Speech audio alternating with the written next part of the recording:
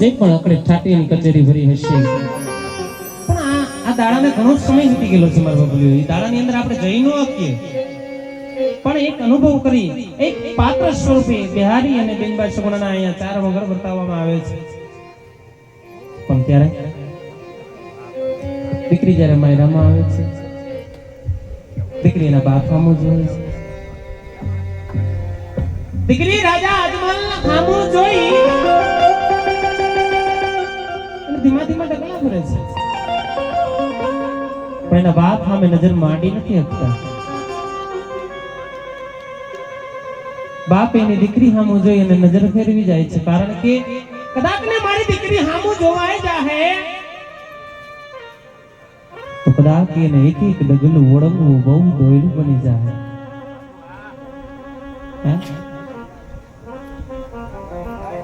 ડગલું એને દરિયા જેવડું લાગશે અને દીકરી ઈ માની અને એક એક ડગલું આગળ વધે છે કે કદાચ ને મારા બાપ હામું મારે મીઠ મંડાઈ જાય તો ઈ વડલા સરીતો મારો બાપ, ઈ વડલા જેવડો મારો બાપ ભરણીને ગાંડો બની જાય. કારણ બાપ દીકરીના વડછણની અંદર દીકરી જ્યારે માયરાની અંદર આવે છે એના અહીંયાની અંદર આમ તો રહી જ જાય છે,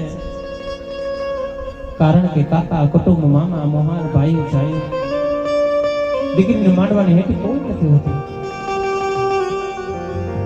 પણ ત્યારે એવી લગ્નનો માહોલ છે એટલે લગ્નના માહોલ તરફ જઈ અને બિન સગુણાના લગ્નને લગ્ન મંડપને એવું બતાવીએ એટલે બિન સગુણાના લગ્ન મંડપની અંદર લગ્નના મંડપ માહોલ તરફ જઈએ ત્યારે